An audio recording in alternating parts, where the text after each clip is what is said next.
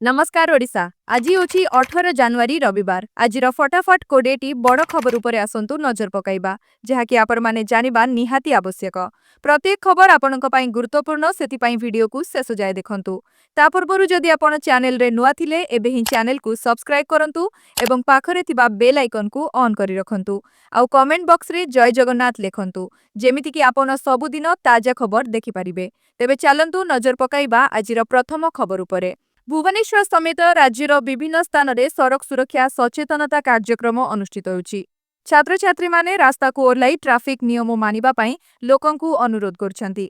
बिना हेलमेट रे गाड़ी चलाउतिबा चालकंको उपरे पुलिस जरिमाना करुछि। गत किछि दिन रे दुर्घटना संख्या वृद्धि पाउथिबारु सरकार जीरो कैजुअलिटी उपरे गुरुत्व दउछन्ति। हाईवे रे पेट्रोलिंग व्यवस्था को मध्य कड़ाकड़ी करा जायछि। परवर्ती खबर हेउछि गोपबंधु आरोग्य योजना रे 50 लाख नुआ परिवार हेबे सामिल। राज्यर स्वास्थ्य भित्तिभूमि को मजबूत करबा पई सरकार स्मार्ट हेल्थ कार्डर द्वितीय चरण उद्घाटन करिसेंति।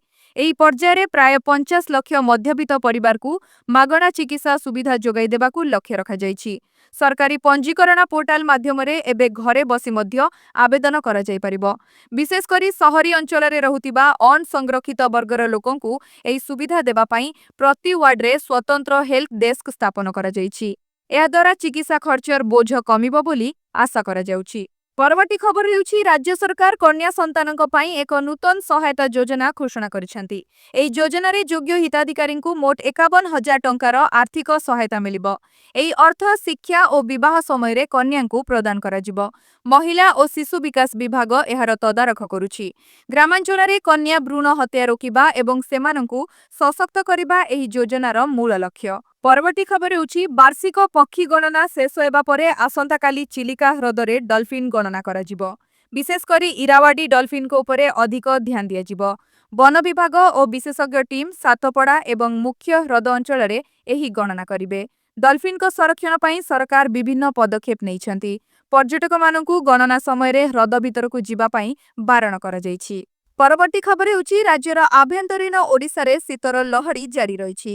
କନ୍ଧମାଳ, କୋରାପୁଟ ଓ ସୁନ୍ଦରଗଡ଼ ଜିଲ୍ଲାରେ ତାପମାତ୍ରା 10 ଡିଗ୍ରୀ ତଳକୁ ଖସିଛି।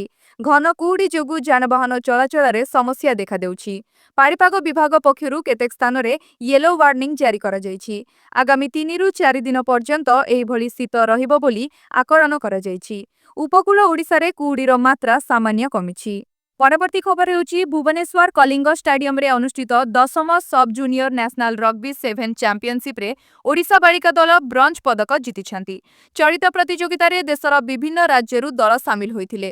ଓଡ଼ିଶା ଦଳର ଖେଳାଳିମାନେ ଉନ୍ନତ ପ୍ରଦର୍ଶନ କରି ରାଜ୍ୟ ପାଇଁ ଗୌରବ ଆଣିଛନ୍ତି। କ୍ରୀଡ଼ାମନ୍ତ୍ରୀ ଖେଳାଳିମାନଙ୍କୁ ଅଭିନନ୍ଦନ ଜଣାଇବା ସହ ଓଡ଼ିଶାକୁ ରଗ୍ବିର ହବ୍ ଭାବେ ଗଢ଼ିବାକୁ ପ୍ରତିଶ୍ରୁତି ଦେଇଛନ୍ତି। ପରବର୍ତ୍ତୀ ଖବର ହେଉଛି ଇଣ୍ଡିଗୋକୁ ବଡ଼ ଝଟକା। 22 କୋଟି 20 ଲକ୍ଷ ଜରିମାନା ଲଗାଇଲା ଡିଜିସିଏ। ବିମାନ ଯାତ୍ରୀଙ୍କୁ ହଇରାଣ କରି ଦଣ୍ଡିତ ହେଲା ଇଣ୍ଡିଗୋ। ଡିସେମ୍ବର ମାସରେ ବିମାନ ସେବାରେ ବିଭ୍ରାଟ ପାଇଁ ବଡ଼ କାର୍ଯ୍ୟାନୁଷ୍ଠାନ। ଡିସେମ୍ବର 3 ରୁ 5 ତାରିଖ ମଧ୍ୟରେ ଘରୋଇ ବିମାନ କମ୍ପାନୀ ଇଣ୍ଡିଗୋରେ ଦେଖାଯାଇଥିବା ଅବଳାବସ୍ଥା ପାଇଁ ହଜାର ହଜାର ଯାତ୍ରୀ ହଇରାଣ ହେବା ନେଇ ମୋଟା ଅଙ୍କର ଜରିମାନା ଲଗାଇଛି directorate general of civil aviation. ପରବର୍ତ୍ତୀ ଖବର ହେଉଛି ଗାଡ଼ି ମାଲିକଙ୍କ ପାଇଁ ଖୁସି ଖବର ଯେ ରାଜ୍ୟ ସରକାର ପ୍ରଦୂଷଣ ସାର୍ଟିଫିକେଟ ଯାଞ୍ଚକୁ ଏପ୍ରିଲ 1 ତାରିଖ ପର୍ଯ୍ୟନ୍ତ କୋହଳ କରିଛନ୍ତି। ପୂର୍ବରୁ ପ୍ରଦୂଷଣ ପ୍ରମାଣପତ୍ର ନଥିଲେ ମୋଟା ଅଙ୍କର ଜରିମାନା ଆଦାୟ କରାଯାଉଥିଲା। ଏବେ ଲୋକଙ୍କୁ ସଚେତନ କରିବା ସହ ନୂଆ ସାର୍ଟିଫିକେଟ କରିବା ପାଇଁ ସମୟ ଦିଆଯାଇଛି। ବିରୋଧୀ ଦଳ ନେତା ନବୀନ ପଟ୍ଟନାୟକ ଏହି ପ୍ରସଙ୍ଗରେ ସରକାରଙ୍କ ଦୃଷ୍ଟି ଆକର୍ଷଣ କରିଥିଲେ। ସରକାର ଏବେ ଫାଇନ ପରିମାଣ କମାଇବା ପାଇଁ ମଧ୍ୟ ବିଚାର କରୁଛନ୍ତି। ପରବର୍ତ୍ତୀ ଖବର ହେଉଛି ଓଡ଼ିଶା ସରକାରଙ୍କ ପକ୍ଷରୁ କୋଲକାତାରେ ଆୟୋଜିତ ନିବେଶକ ସମ୍ମିଳନୀରେ ରାଜ୍ୟକୁ ପ୍ରାୟ 1 ଲକ୍ଷ କୋଟି ଟଙ୍କାର ପୁଞ୍ଜି ନିବେଶ ପ୍ରସ୍ତାବ ମିଳିଛି। ମୁଖ୍ୟମନ୍ତ୍ରୀ ମୋହନ ଚରଣ ମାଝୀଙ୍କ ଉପସ୍ଥିତିରେ 27ଟି MOU ସ୍ୱାକ୍ଷରିତ ହୋଇଛି। ଏହି ନିବେଶ ଦ୍ୱାରା ରାଜ୍ୟରେ ପ୍ରାୟ 63ରୁ ଅଧିକ ନିଯୁକ୍ତି ସୁଯୋଗ ସୃଷ୍ଟି ହେବ ବୋଲି ଆଶା କରାଯାଉଛି। ପାରାଦୀପ, ଧାମରା ଓ ଗୋପାଳପୁର ବନ୍ଦର ମାଧ୍ୟମରେ ଶିଳ୍ପାୟନକୁ ତ୍ୱରାନ୍ୱିତ କରିବା ପାଇଁ ସରକାର ଲକ୍ଷ୍ୟ ରଖିଛନ୍ତି। ଏହି ସମ୍ମିଳନୀରେ ବିଭିନ୍ନ ବୃହତ ଶିଳ୍ପଗୋଷ୍ଠୀ ଓଡ଼ିଶାରେ କାରଖାନା ସ୍ଥାପନ ପାଇଁ ଆଗ୍ରହ ପ୍ରକାଶ କରିଛନ୍ତି। ପରବର୍ତ୍ତୀ ଖବର ହେଉଛି ରାଜ୍ୟରେ 2027 ମସିହାରେ ହେବାକୁ ଥିବା ପଞ୍ଚାୟତ ଓ ପୌର ନିର୍ବାଚନ ପାଇଁ ପ୍ରସ୍ତୁତି ଆରମ୍ଭ ହୋଇଛି। ଏହି ପରିପ୍ରେକ୍ଷୀରେ 17 ଜାନୁଆରୀ 2026 ତାରିଖରେ କଟକସ୍ଥିତ କେନ୍ଦ୍ରାଞ୍ଚଳ ଆୟୁକ୍ତ କାର୍ଯ୍ୟାଳୟର ସମ୍ମିଳନୀ କକ୍ଷରେ ଏକ RDC ସ୍ତରୀୟ ପ୍ରାକ୍ ପ୍ରସ୍ତୁତି ସମୀକ୍ଷା ବୈଠକ ଅନୁଷ୍ଠିତ ହୋଇଥିଲା। एथिरे केन्द्रांचल राजस्व रेंज अंतर्गत 10टी जिलार जिलापाल, पौर कमिशनर, अतिरिक्त जिलापाल एडीपी ईएमईएस, उपजिलापाल, डेपुटी कलेक्टर जी&एम विभाग एवं जिला पंचायत अधिकारी माने अंशग्रहण करथिले।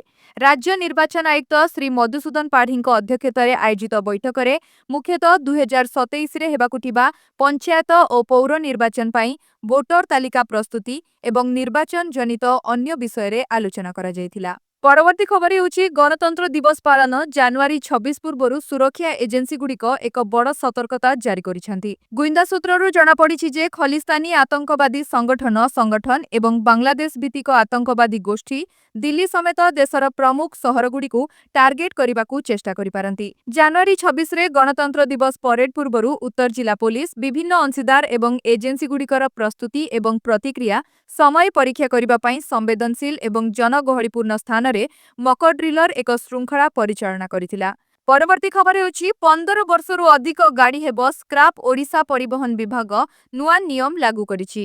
15 ବର୍ଷରୁ ଅଧିକ ପୁରୁଣା ଘରୋଇ ଗାଡ଼ିଗୁଡ଼ିକୁ ଚଳାଇବା ପାଇଁ ଏବେ ଗ୍ରୀନ୍ ଟ୍ୟାକ୍ସ ଦେବାକୁ ପଡ଼ିବ। ଯେଉଁ ଗାଡ଼ି ଅତ୍ୟଧିକ ପ୍ରଦୂଷଣ କରୁଛି ସେଗୁଡ଼ିକୁ ସ୍କ୍ରାପିଂ ସେଣ୍ଟରକୁ ପଠାଇବା ପାଇଁ ନିର୍ଦ୍ଦେଶ ଦିଆଯାଇଛି।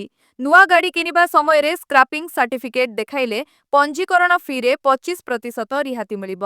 ସହରର ବାୟୁମାନ ସୁଧାରିବା ପାଇଁ ଏହି କଠୋର ପଦକ୍ଷେପ ନିଆଯାଇଛି। ପରବର୍ତ୍ତୀ ଖବର ହେଉଛି ପ୍ରଧାନମନ୍ତ୍ରୀ ନରେନ୍ଦ୍ର ମୋଦି ଓଡ଼ିଶାର ଗ୍ରାମାଞ୍ଚଳ ପରିବହନ ବ୍ୟବସ୍ଥାରେ ଲକ୍ଷ୍ମୀ ବସ୍ ସେବାର ସଫଳତାକୁ ନେଇ ସନ୍ତୋଷ ବ୍ୟକ୍ତ କରିଛନ୍ତି। ସେ କହିଛନ୍ତି ଯେ ସୁଦୂର ମଫସଲ ଅଞ୍ଚଳରୁ ସହରକୁ ଯୋଗାଯୋଗ ବୃଦ୍ଧି ପାଇଲେ ଅର୍ଥନୈତିକ ବିକାଶ ତ୍ୱରାନ୍ୱିତ ହୋଇଥାଏ।